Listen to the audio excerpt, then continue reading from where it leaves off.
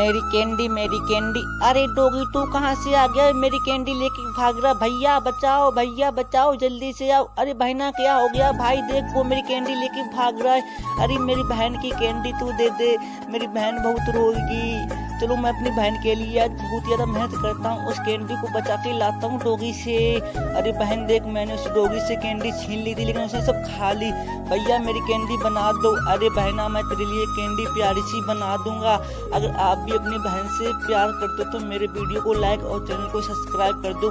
अपनी बहन का भी प्यार भरा कमेंट कर दो। तो गाइस देखो आज मैं इतनी अच्छी अपनी बहन के लिए कैंडी बना दूंगा जो कि उसने कभी भी नहीं सोची। ले बहन मैं तेरे लिए कैंडी बना दी।